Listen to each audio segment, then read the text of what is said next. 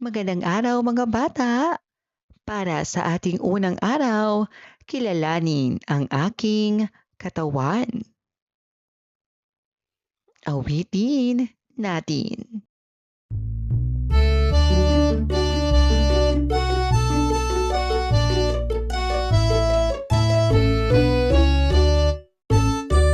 Paa, tuhod, balik at ulo.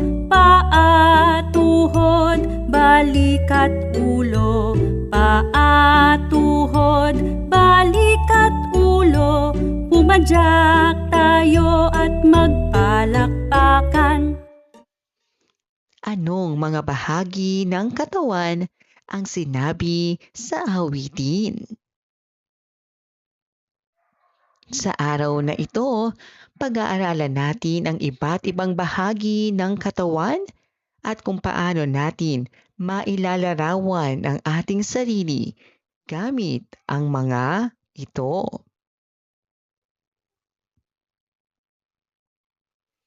Mga bahagi ng katawan. Ulo o head. Mata para tayo ay makakita. Ilong ginagamit natin para makaamoy. Bibig ginagamit para magsalita at kumain. Tenga ginagamit natin para makarinig. Katawan o body. Kamay ginagamit para makahawak ng mga bagay. Braso ginagamit natin para makapagbuhat ng mga bagay.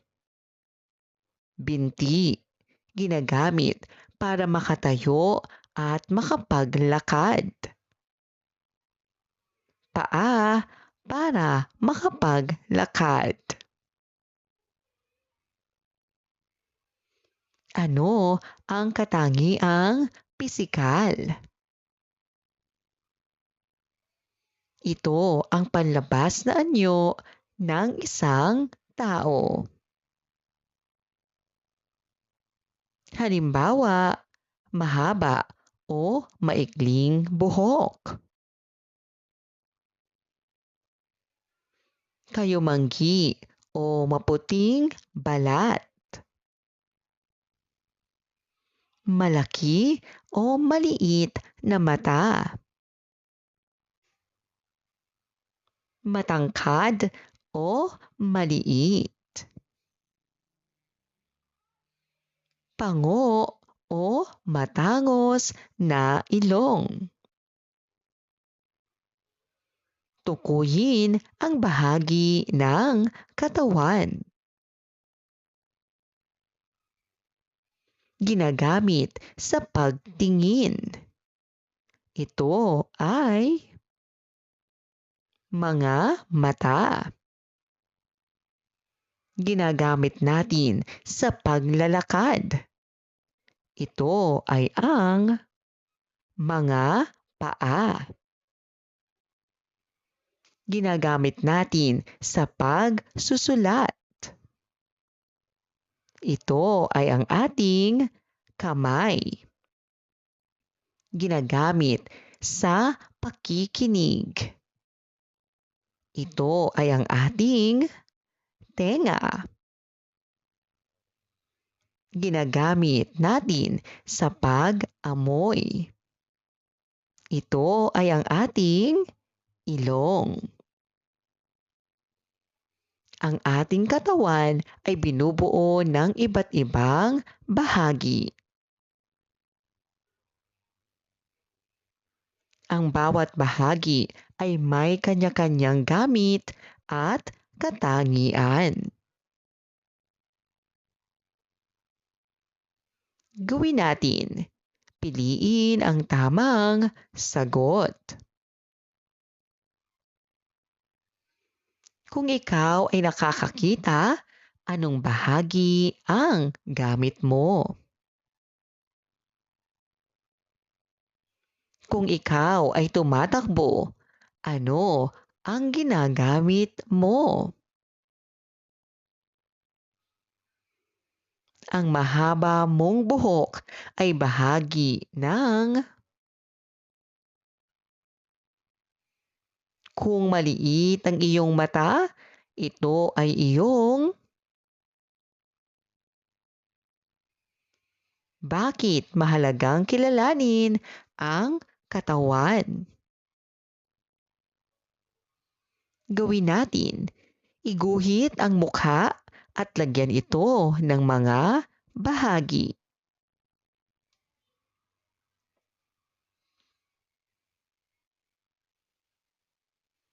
Ikalawang araw, iba-iba man, lahat ay mahalaga.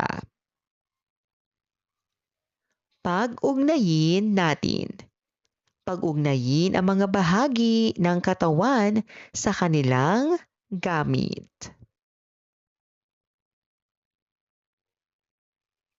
Ang ating mga mata ay ginagamit sa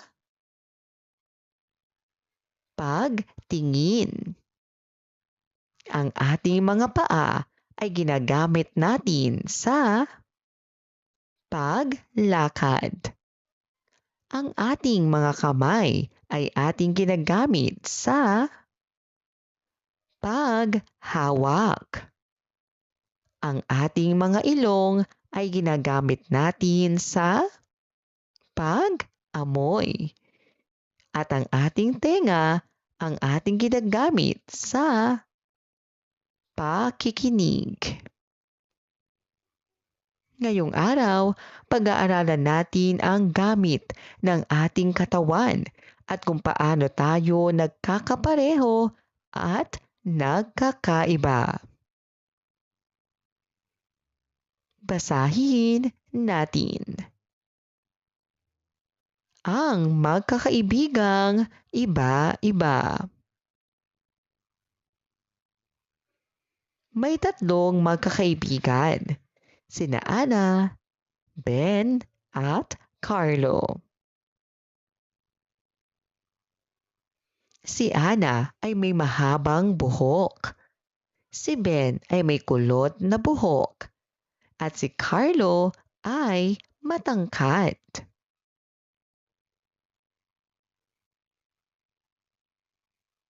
Isang araw, may batang tumawa sa kanila dahil iba-iba ang kanilang itsura. Ngunit sinabi ng kanilang guro, ang bawat isa ay natatangi at mahalaga. Naintindihan nila na ang pagkakaiba ay dapat ipagmalaki at hindi ikahiya. Sino-sino ang magkakaibigan? Ano ang pagkakaiba nila? Ano ang ginawa ng ibang bata? Ano ang sinabi ng guro?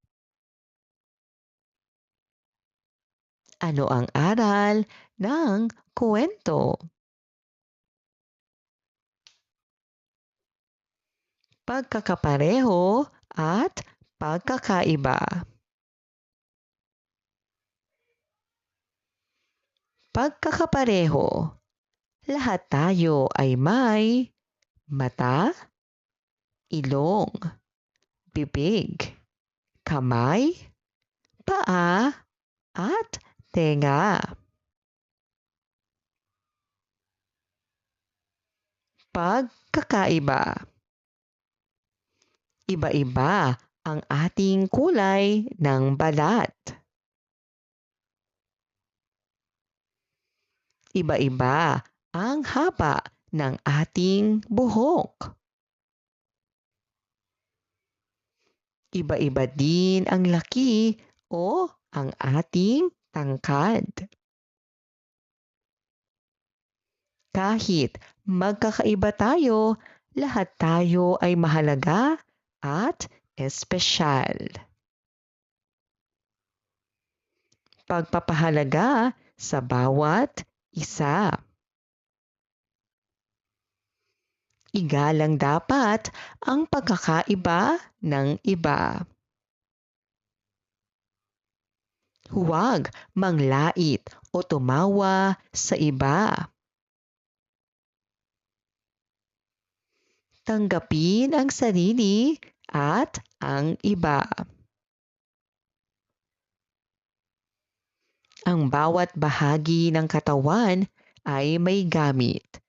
Lahat tayo ay may pagkakapareho at pagkakaiba.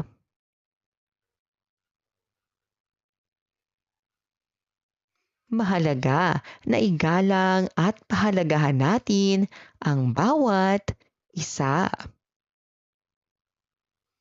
Gawin natin, piliin ang tamang sagot. Kung gusto mong makarinig, ano ang gagamitin mo? Kung ikaw ay lalakad, ano ang gagamitin mo? Kung iba ang itsura mo sa kaklase mo, ano ang dapat gawin? Bakit mahalaga ang pagkakaiba? Kung may kakaibang katangian ang kaklase mo, ikaw ay dapat gawin natin, iguhit ang iyong sarili at ang isang kaklase.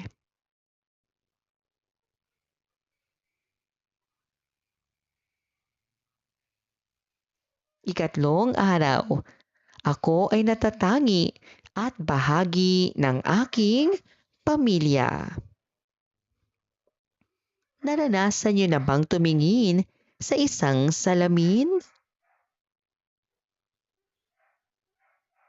Ano ang napapansin ninyo sa inyong mukha?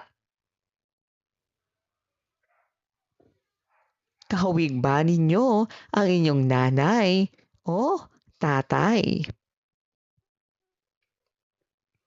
Ngayong araw, pag-aaralan natin ang ating pisikal na katangian at kung paano ito nauugnay sa ating pamilya.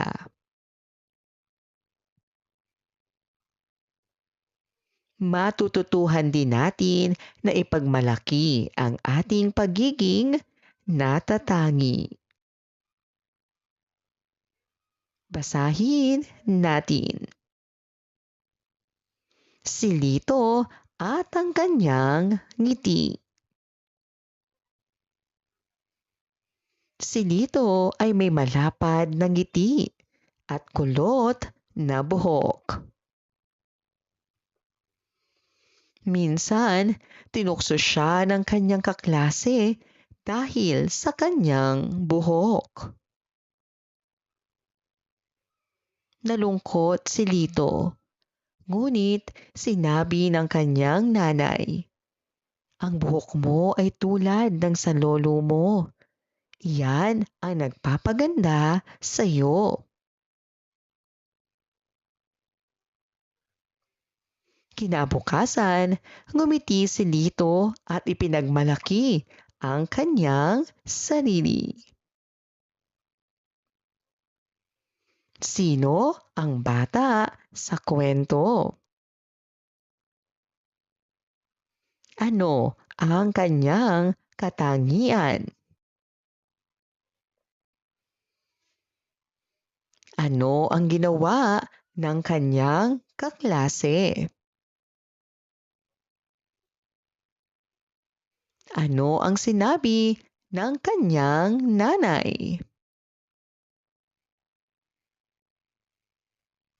Ano ang natutunan nilito. Pisikal na katangian. Ito ang panlabas na anyo ng tao. Halimbawa, uri ng buhok. Mayroong mahaba, maikli, kulot o tuwid na buhok.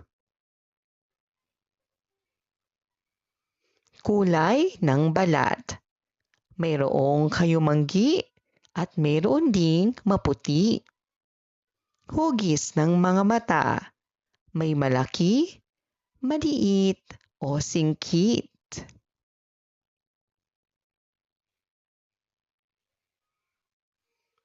Tangkad, meron sa ating matangkad at may maliit. Ang mga pisikal na katangian na ito ay ating namamana sa ating mga magulang o mga kamag-anak. Pagpapahalaga sa sariling katangian. Lahat tayo ay may natatanging katangian. Walang magkaparehong tao.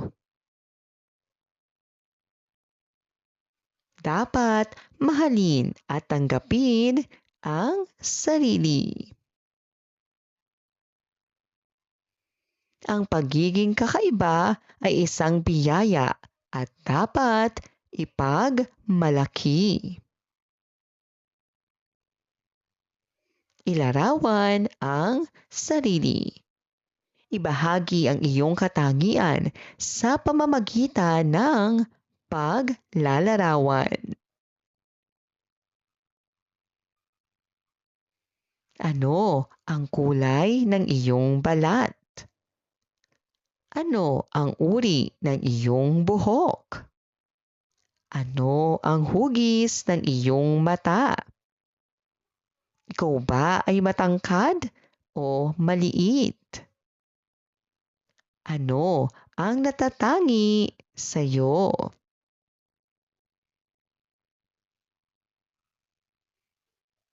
Ang bawat isa ay may natatanging katangiang pisikal na maaaring namana sa pamilya. Dapat natin itong tanggapin at ipagmalaki. Gawin natin, piliin ang tamang sagot. Kung kulot ang buhok mo tulad ng nanay mo, ibig sabihin ikaw ay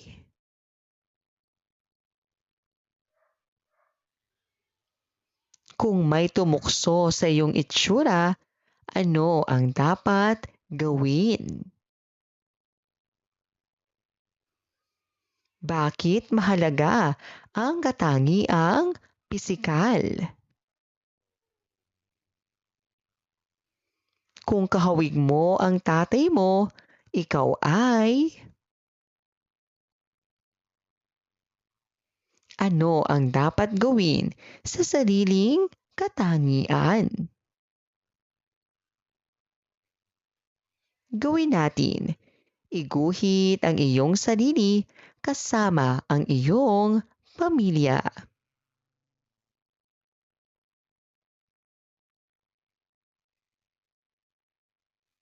Ika-4 na araw. Ako ay Pilipino at natatangi. Basahin natin. Ako ay Pilipino. Ako ay Pilipino, ipinagmamalaki ko, maitim kong buhok, kayumangging kutis ko. Malakas at masigla, ako ay kakaiba.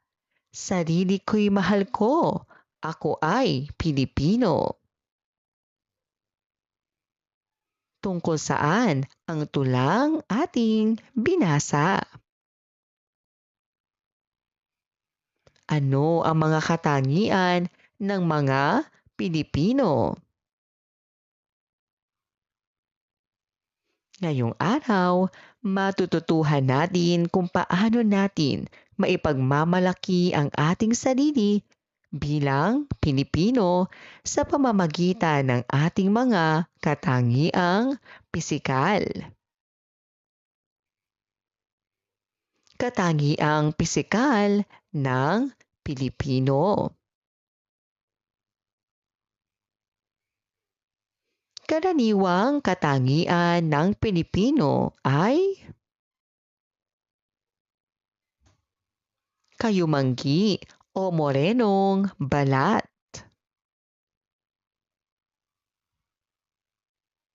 maitim na buhok, bilugang mga mata, katamtamang tangkad, pagpapahalaga sa sarili. Ang bawat Pilipino ay natatangi. Dapat ipagmalaki ang sariling anyo. Ang pagiging Pilipino ay isang karangalan. Basahin natin. Si Nena na proud na Pilipina. Si Nena ay may kayumangging balat at maitim na buhok.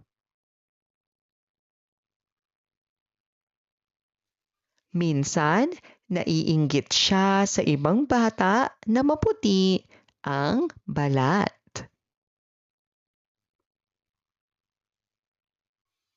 Ngunit, sinabi ng kanyang guro, ang iyong kulay ay tanda ng pagiging Pilipino. Iyan ay dapat ipagmalaki. Simula noon, ngumiti si Nena at ipinagmalaki ang kanyang sarili.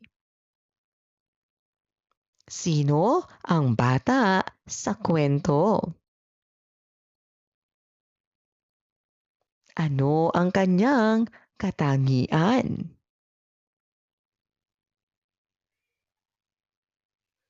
Bakit siya naiinggit noong una?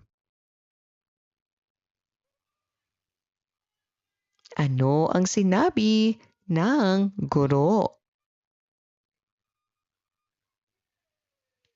Ano ang natutunan ni Nena?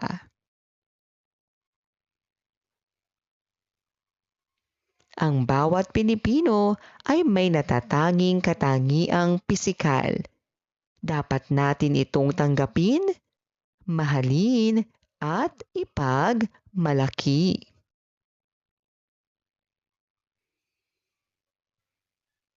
Gawin natin. Piliin ang tamang sagot. Ang kayumangging balat ay tanda ng kung naiiba ka sa iba, ikaw ay